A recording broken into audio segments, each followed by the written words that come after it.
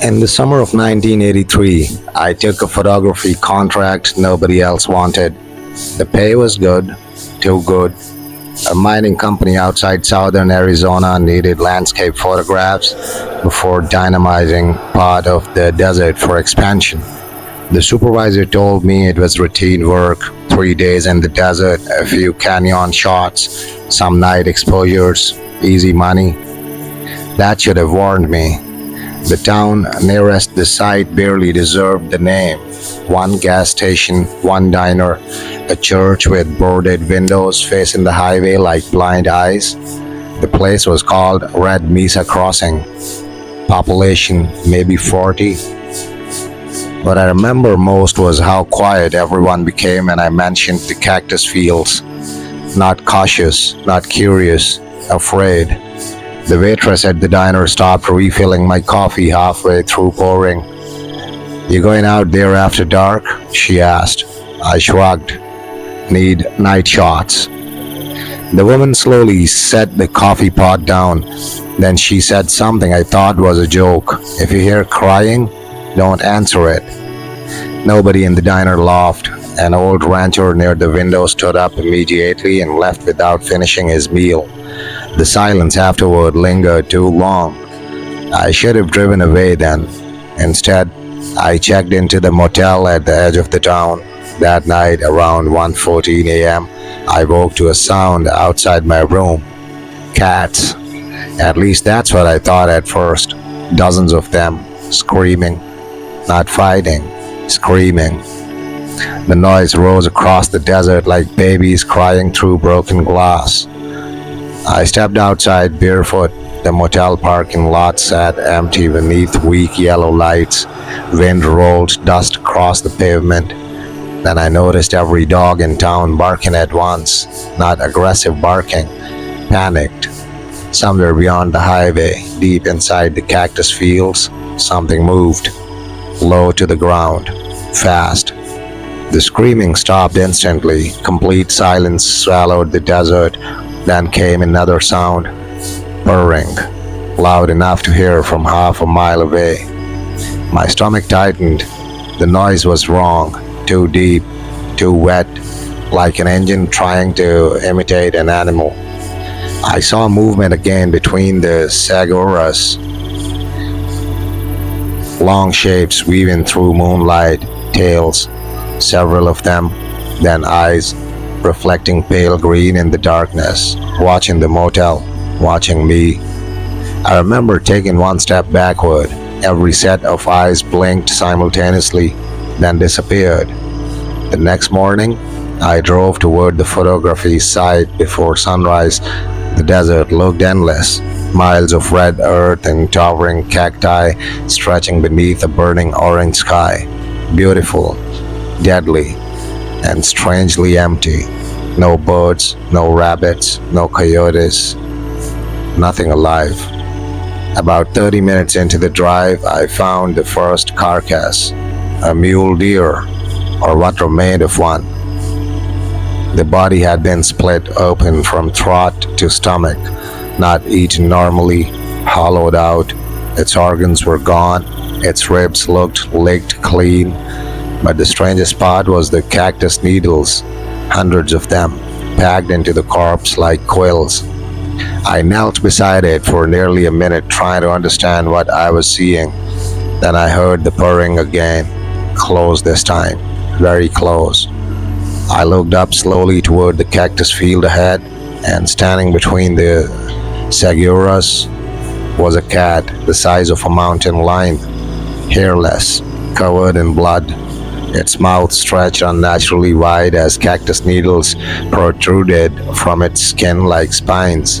The creature stared directly at me, then it smiled. And somewhere behind me, something else began screaming. The screaming behind me sounded human, not fully, but close enough that every muscle in my body locked. I spun around expecting to see someone injured somewhere along the road. Instead, I found empty desert. Heat waves rolled above the sand. Nothing moved.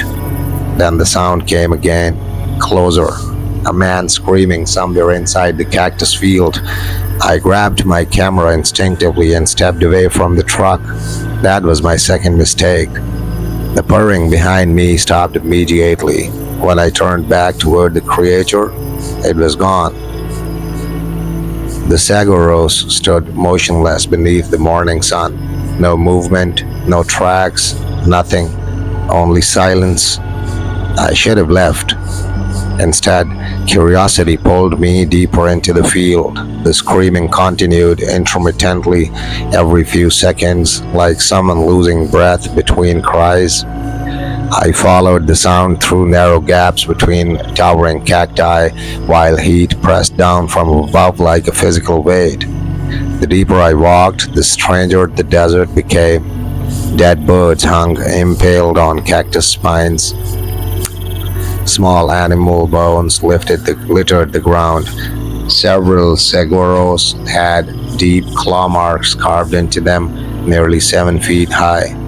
Then I found the rancher, or what remained of him. He sat slumped against a cactus 20 yards ahead, motionless, hat still on his head. At first I thought he was resting.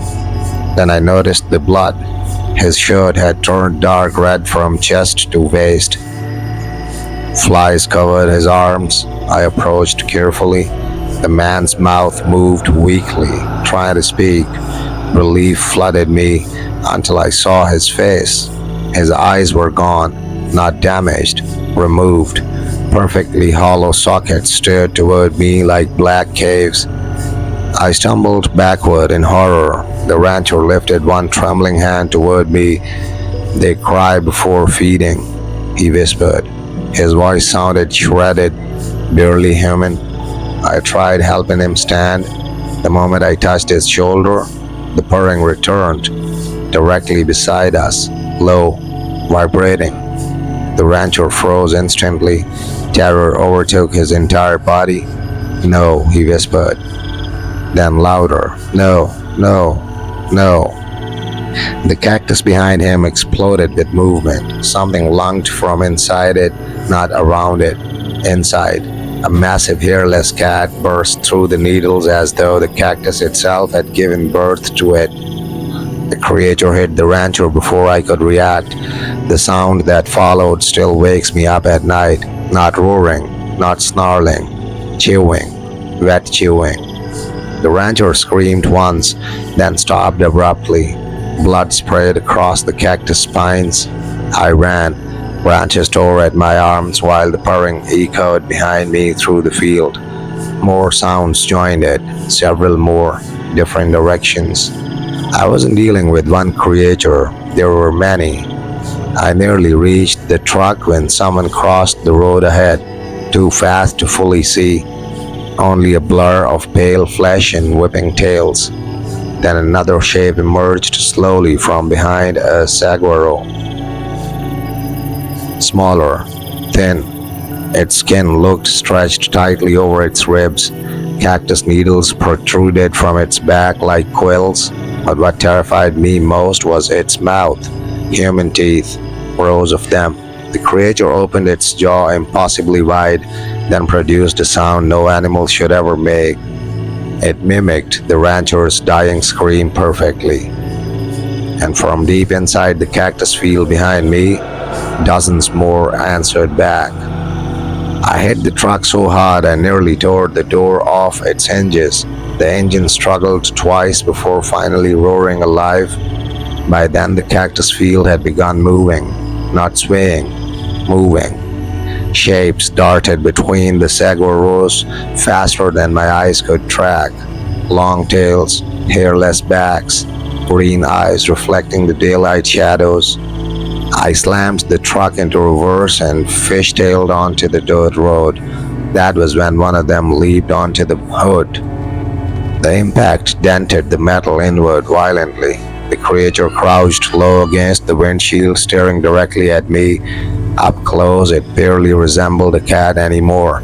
Its front legs bent wrong. Its paws looked almost human beneath the claws. And its face? God. Its face looked stretched, as if several animals had been stitched together incorrectly. Cactus needles protruded through its gums and eyelids. Some had pierced entirely through its ears, yet the thing didn't seem injured. If anything, the needles looked natural, part of it. The creature purred so loudly the windshield vibrated. Then it licked the glass. Its tongue split open at the end like wet flower petals. I floored the accelerator. The truck slammed over uneven ground hard enough to throw the creature sideways. It vanished off the hood into dust. I didn't stop driving until Red Mesa Crossing appeared on the horizon. The town looked even smaller returning to it, like the desert had started swallowing it whole. I burst into the diner half out of breath, trying to explain what I'd seen. Nobody looked surprised, not one person. The waitress slowly crossed herself. An older man near the counter muttered, "They came back early this year." That was the first time anyone said the name aloud. Cactus Cats. The sheriff arrived 20 minutes later. Sheriff Amos Reed, tall, sunburned, missing 2 fingers on its left hand. He listened silently while I described the creatures. When I finished, he lit a cigarette without saying a word. Then he asked me something strange. Did they mimic voices yet? My silence answered for me. The sheriff closed his eyes briefly. That means they've started feeding. The diner went completely quiet again. Nobody wanted to hear the conversation. Sheriff Reed eventually explained what little the town knew. The creatures appeared every few years deep in the cactus valleys beyond Red Mesa Crossing. Livestock vanished first, then pets, then people. Always during the hottest months. Always after strange sounds started coming from the desert at night. Screaming, purring, crying. According to the sheriff, old Apache stories warned of things living inside the cactus forests long before settlers arrived. Things that wore animal shapes but weren't truly animals. Predators that learned human sounds to lure prey deeper into the desert.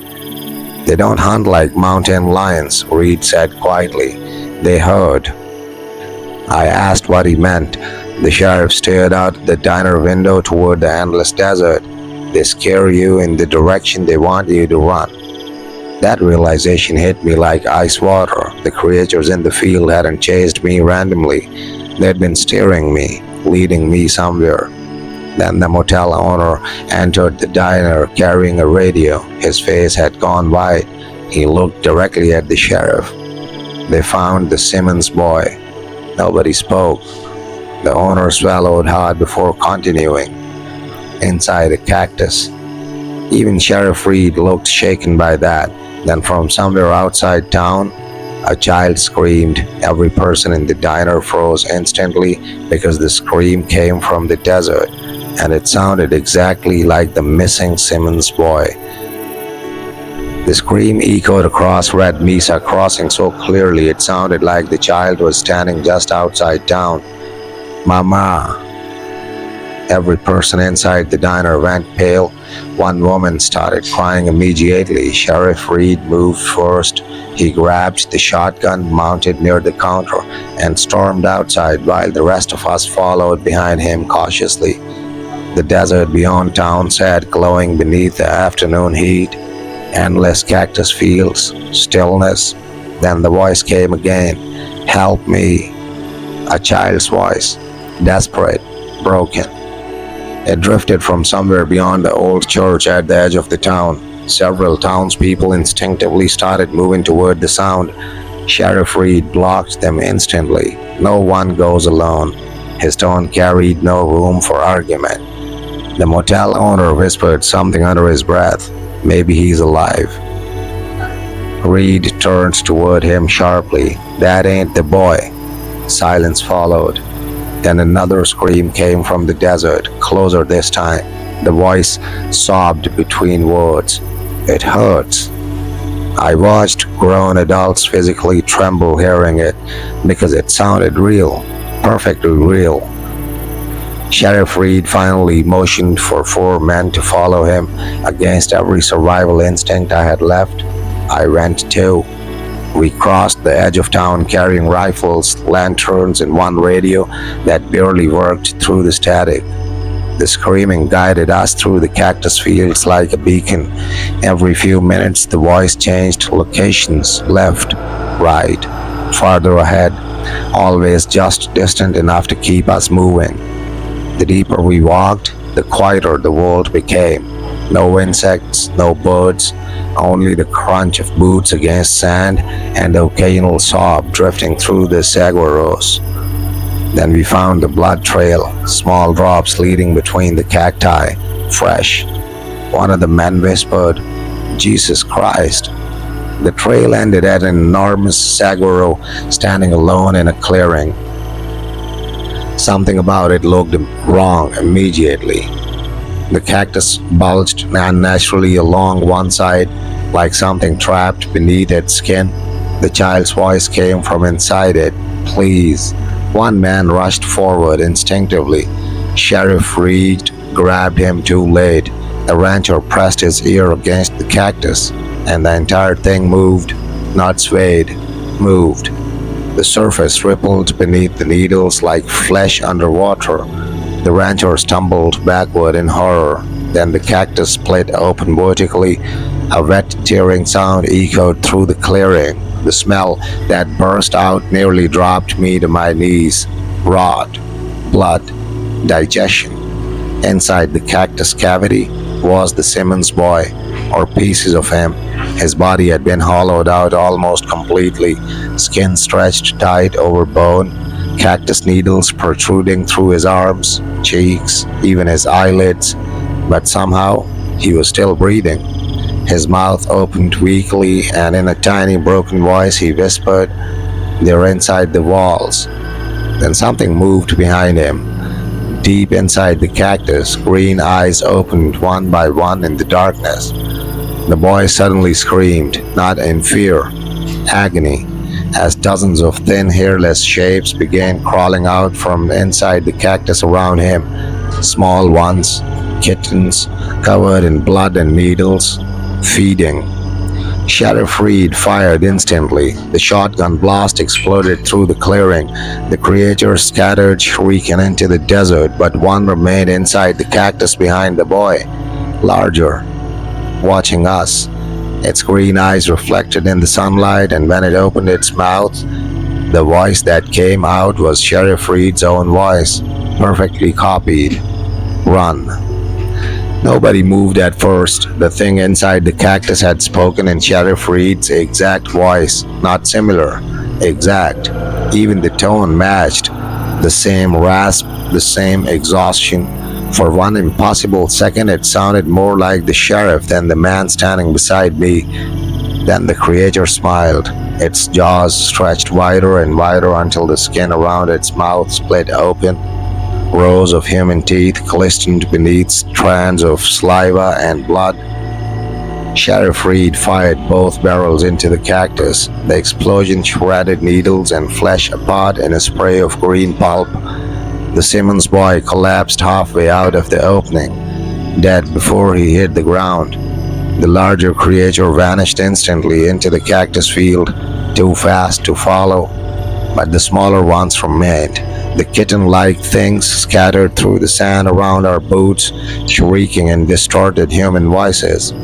One sounded like a crying woman, another mimicked laughter, another whispered, "Help me." The rancher beside me panicked and started stomping at them wildly. That was when the ground moved. At first it looked like heat distortion beneath the sand. Then the earth itself bulged upward beneath his feet. Sheriff Reed screamed for everyone to back away. Too late. Something massive burst from beneath the desert floor. The rancher disappeared instantly. 1 second standing, next second gone. The sand collapsed inward beneath him like water swallowing prey. His scream continued underground, moving, traveling beneath us. Fast. All around the clearing the sand began shifting, Lines moved beneath the surface in enormous circles. The creatures weren't only inside the cactus fields, some traveled underground.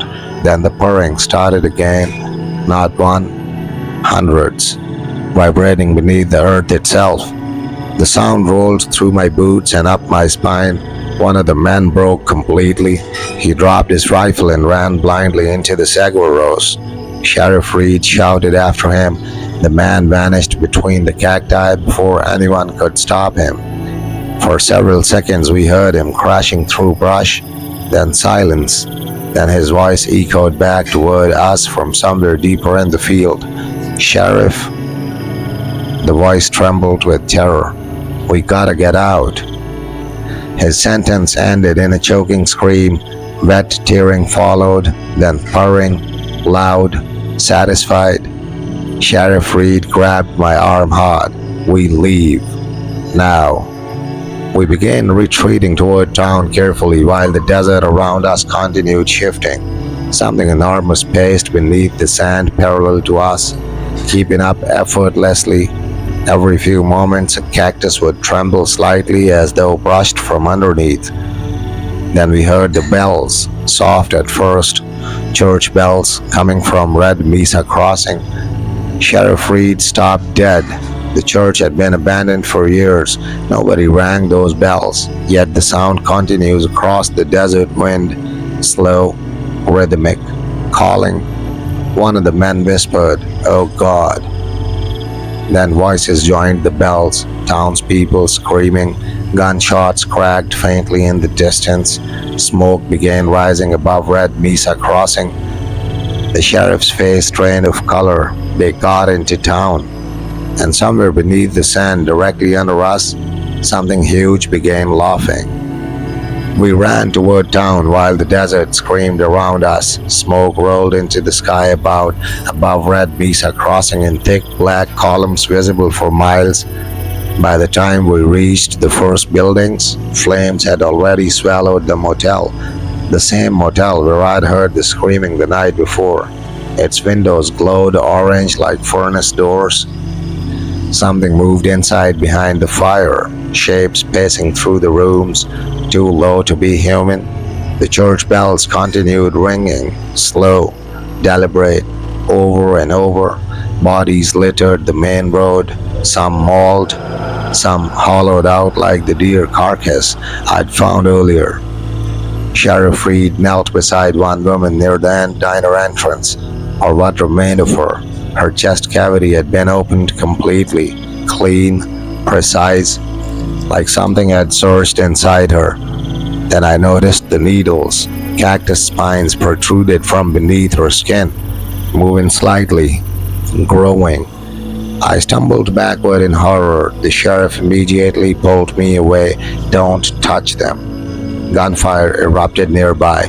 A teenage boy appeared from behind a pickup truck, firing wildly into the darkness between buildings.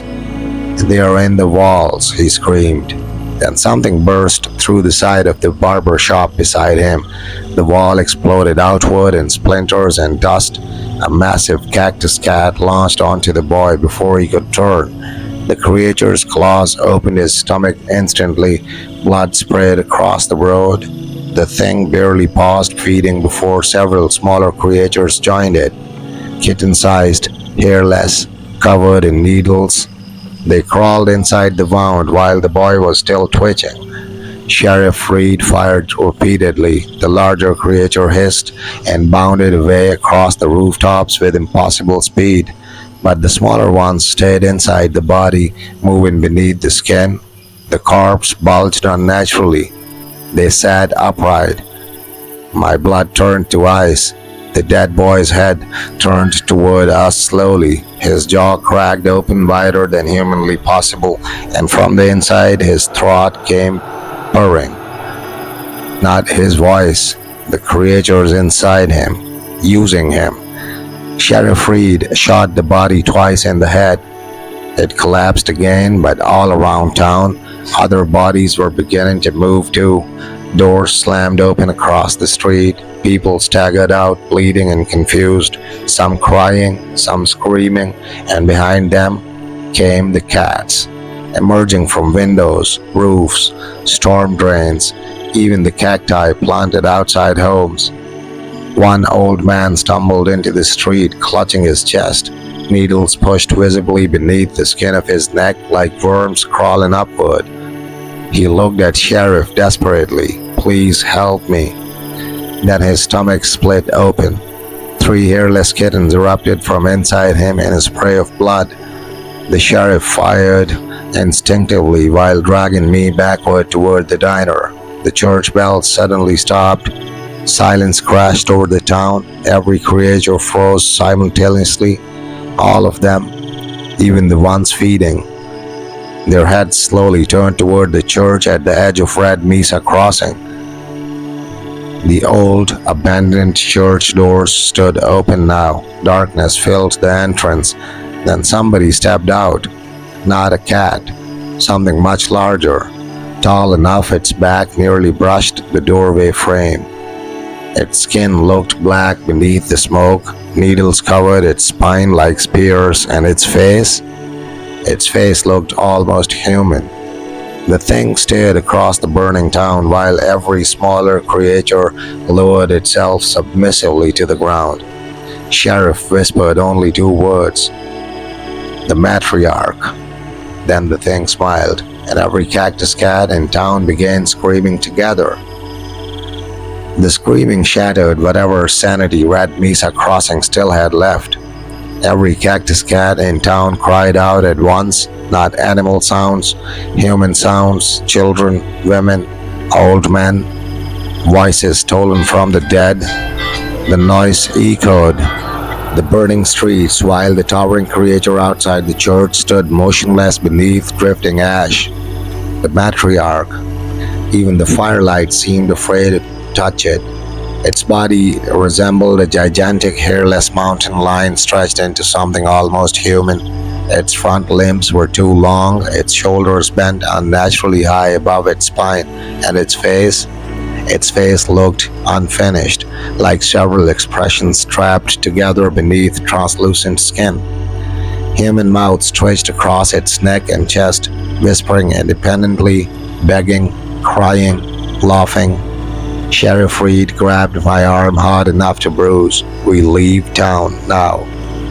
But before we could move, the matriarch lifted its head slowly toward the smoke-filled sky.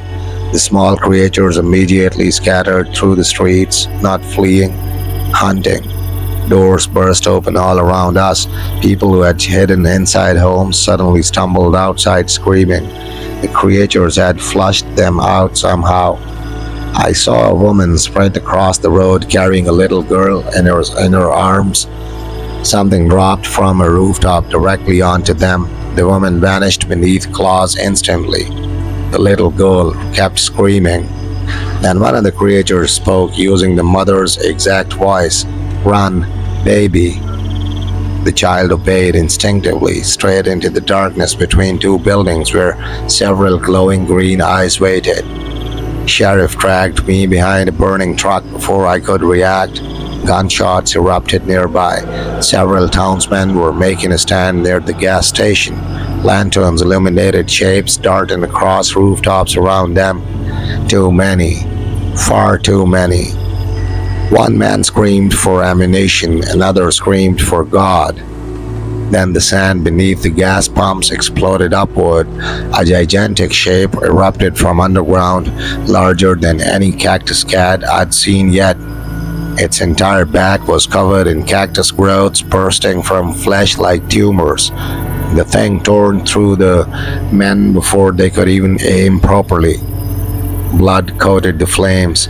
The sheriff cursed quietly beneath his breath. "They're gathering." I looked toward the church again. The matriarch had disappeared.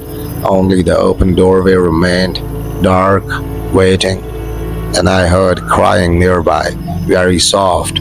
A little boy. Sheriff heard it too. We both turned toward the alley beside the diner. A child stood there partially hidden in smoke, maybe 7 years old, barefoot, crying quietly. "Sheriff?" The boy held one trembling arm toward us. "Please." Reed's face changed instantly. Recognition. That's Daniel Mercer. You know him? The sheriff nodded slowly. Daniel died 3 years ago. The child lifted his head fully. His eyes were glowing green, then his mouth split open impossibly wide. Needles pushed outward through his cheeks as something inside him began moving beneath the skin. Sheriff fired before the thing could leap. The child's body burst apart violently, not organs, cats. Dozens of tiny hairless kittens exploded from inside the corpse, shrieking in stolen voices. They scattered into the darkness instantly. Sheriff stared at the remains with pure exhaustion on his face. Then the church bell rang once. A single, deep, metallic toll. Every creature in town froze again. The sheriff looked toward the church and whispered, "She wants us inside." The church sat at the far edge of Red Mesa Crossing beyond the burning buildings and drifting smoke. Every window had been boarded shut years ago, yet pale light now flickered behind the cracks, breathing almost. The closer we got, the quieter the town became. No screaming, no gunfire. Even the fires sounded distant. The Cactus Cats watched us from rooftops and alleyways as we crossed the street. None attacked, they simply followed. Green eyes reflecting through smoke, waiting. Sheriff kept the shotgun raised the entire time. His hands trembled slightly. "You ever been inside?" I asked quietly. "Once." The sheriff never looked away from the church doors. "What happened?" He stayed silent too long. Then finally, "My wife went missing in there." The front entrance stood open. Darkness filled the doorway like standing water. As soon as we stepped inside, the smell hit me. Darkness filled the doorway like standing water. As soon as we stopped inside, the smell hit me. Rotting meat, wet earth, blood. The church interior looked far larger than it should have. Rows of old pews stretched in shadows, while melted candles flickered along the walls. Every cross inside had been turned upside down, and hanging above the altar were animal skeletons wired together with cactus needles. Coyotes, birds, humans. The walls themselves moved slightly. At first I thought it was smoke. Then I realized the walls were covered in thousands of tiny hairless kittens, sleeping, breathing together. The entire church was alive with them. Sheriff whispered, "Don't make sudden movements."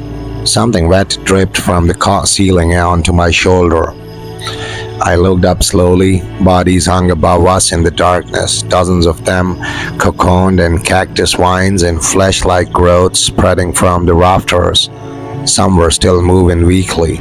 One woman opened her eyes as we passed beneath her.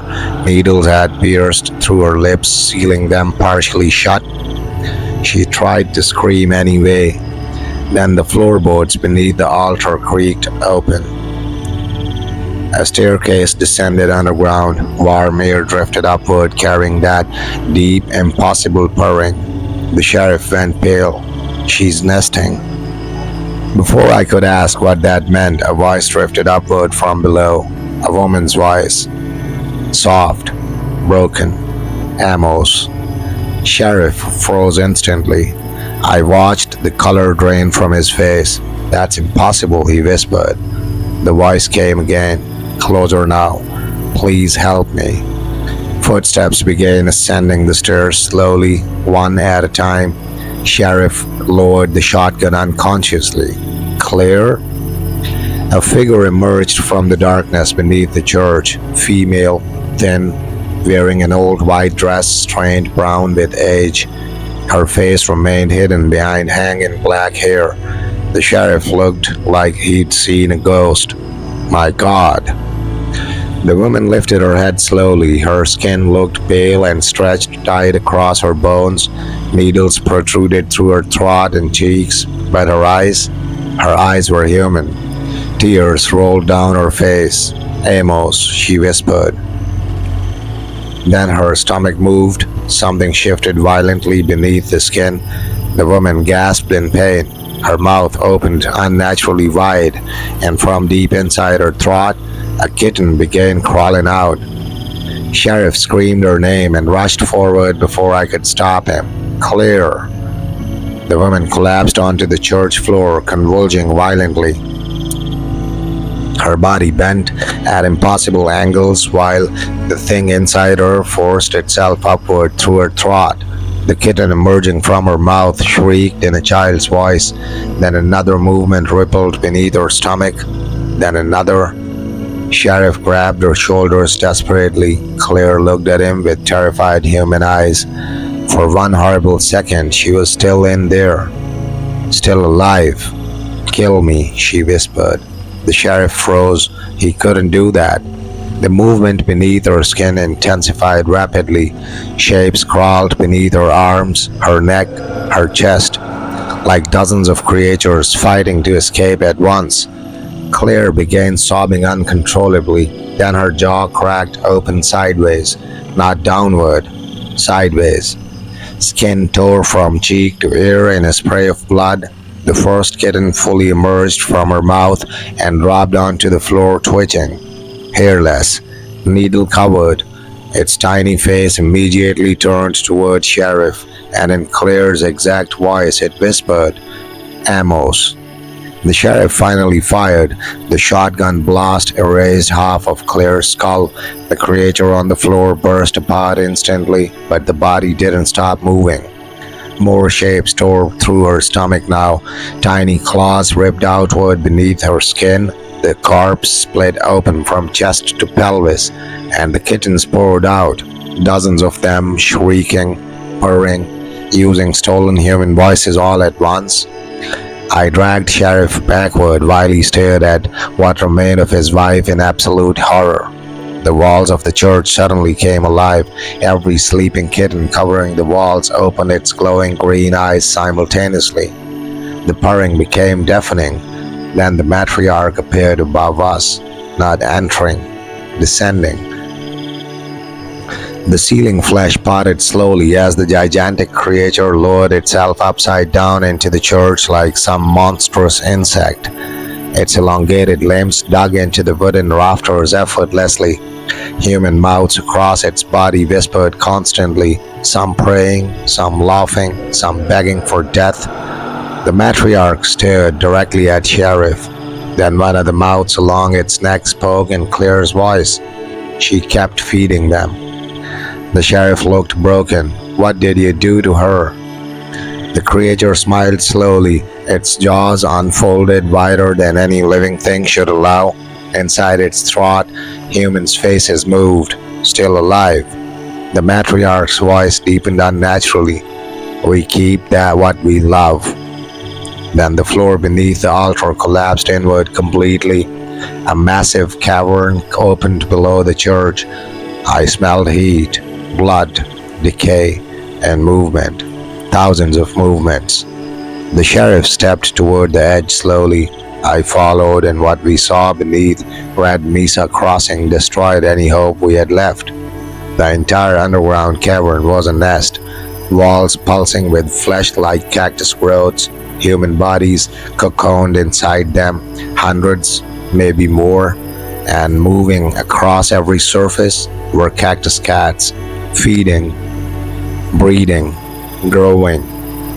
At the center of the cavern stood a towering cactus formation shape almost like a thorn. And embedded inside it, still alive, were children. The children inside the cactus throne were still breathing, barely. Their small bodies protruded from the massive growth like trapped insects in amber, faces frozen in terror. Skin pierced through with thousands of needles. Some looked asleep, others twitched weakly. One little girl opened her eyes when we approached the edge of the cavern. Her lips barely moved. "Help us." Then the cactus tightened around her ribs. I heard bones crack softly inside the growth. Sheriff nearly fell into the cavern trying to reach her. I grabbed his coat before he lost balance completely. The matriarch descended behind us slowly. Its massive body crawled across the church ceiling upside down while dozens of smaller creatures gathered around the cavern below, watching, waiting. The sheriff raised the shotgun again. His face had changed. No fear left now, only rage. "How many people?" he whispered. The matriarch's many human mouths smiled together, as many as the desert gives. Then the children began speaking simultaneously, not naturally, like puppets. Their voices merged into one terrible harmony. "She feeds the roots." The cavern floor moved beneath them. At first I thought it was breathing. Then I realized something enormous was shifting underground beneath the nest itself. A deep organism, ancient. The cactus roots covering the cavern walls pulsed rhythmically as blood traveled through them like veins. The matriarch noticed us staring downward. Its voice softened almost lovingly. "The desert must eat too." Suddenly, one of the cocooned children started screaming. Needles burst outward through his chest. The boy convulsed violently as something inside him pushed against the skin. Sheriff fired instantly at the cactus thorn. The blast tore chunks of flesh-like plant matter apart. Black fluid sprayed across the cavern. Every creature in the nest shrieked at once. The matriarch dropped from the ceiling. The impact cracked the church floor. Its claws tore through the pews as it lunged toward us. Sheriff Reed shoved me backward. "Run." The shotgun blast hit the creature directly in the face. It barely slowed. One massive claw ripped across Reed's chest, opening him from shoulder to stomach. The sheriff collapsed hard against the altar. Blood spread instantly beneath him. I grabbed a lantern from the floor and smashed it into the matriarch's side instinctively. Flames erupted across its needles-covered flesh. The creature screamed, not one voice, hundreds. The nest below exploded into chaos. The smaller cactus cats began climbing the walls toward us in waves. Sheriff coughed blood while trying to reload. His hands shook badly now. "They can burn," he whispered. That single sentence changed everything. I grabbed another lantern, then another, and hurled both into the cavern below. Fire spread rapidly across the dry cactus growths. The entire underground nest ignited almost instantly. The creatures began shrieking in panic. Smoke billowed upward through the church floor. The matriarch's body caught fire as it staggered backward, roaring. Yet, even burning alive, it smiled at us. Then the roots beneath the cavern started moving, not rising.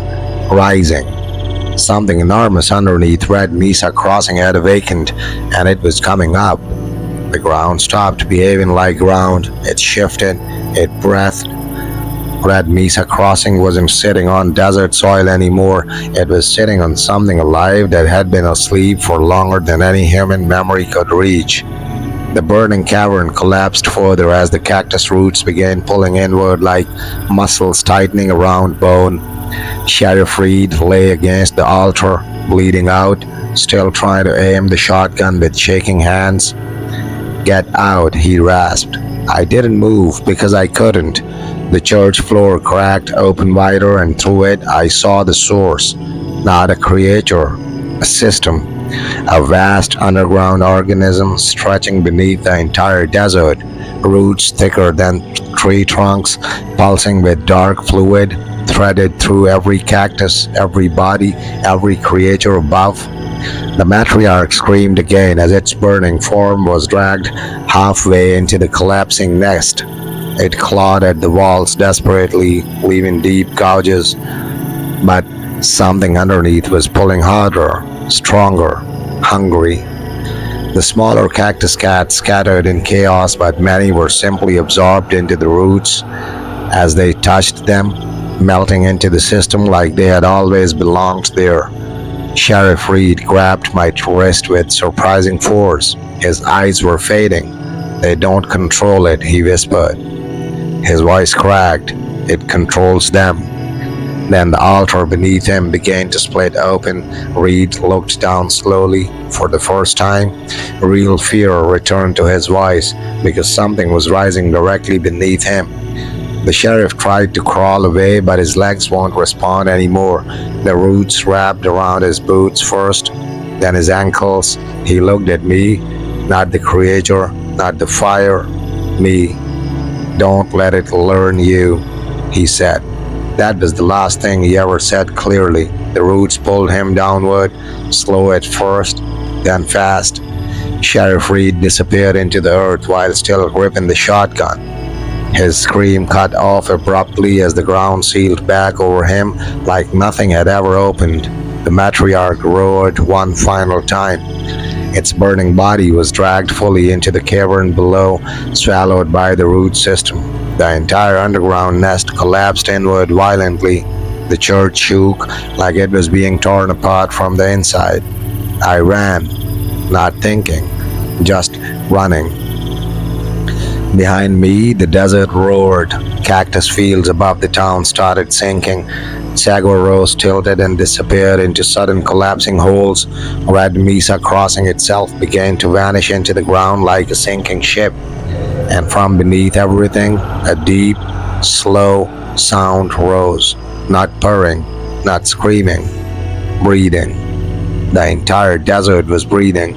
I reached the edge of town just as the last church bell tower fell inward completely.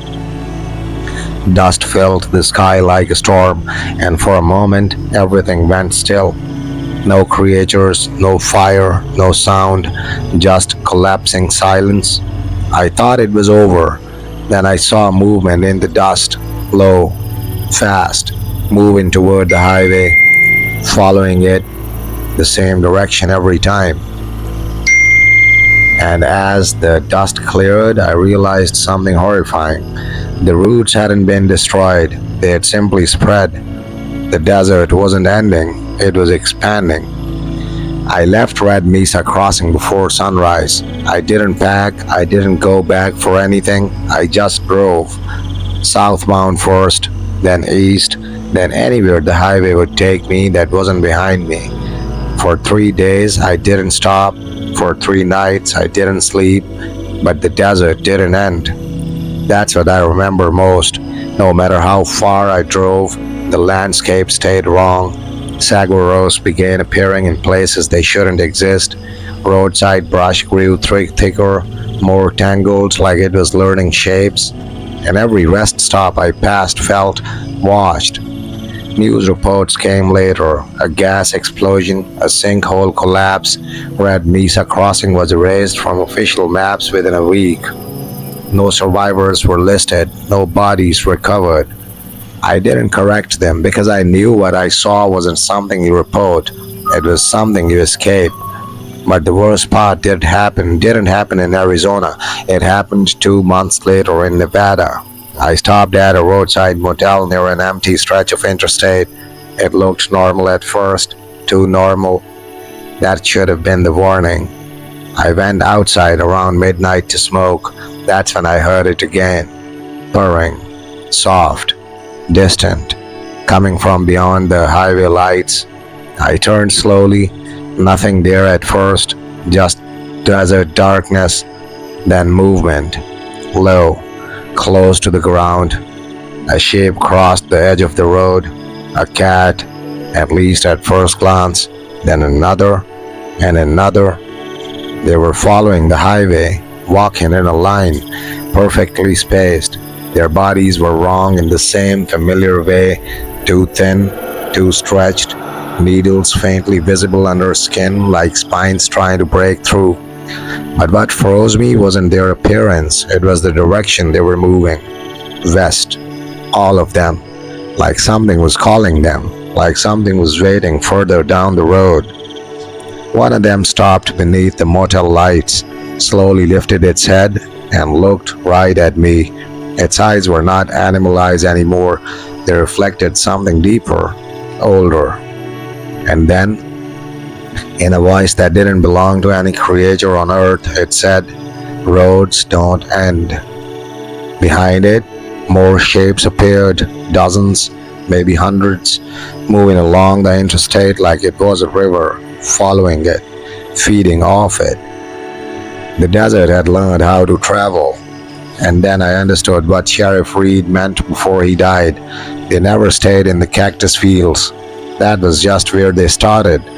The highway was the real nest, a system spreading outward from beneath the ground. I got into my car slowly, locked the doors, but even as I drove away again, I saw them in my rearview mirror, keeping pace, not chasing, following, because something deeper than the desert had already decided the direction of the world. And it didn't stop at Arizona, it didn't stop at Nevada, it stopped at nowhere.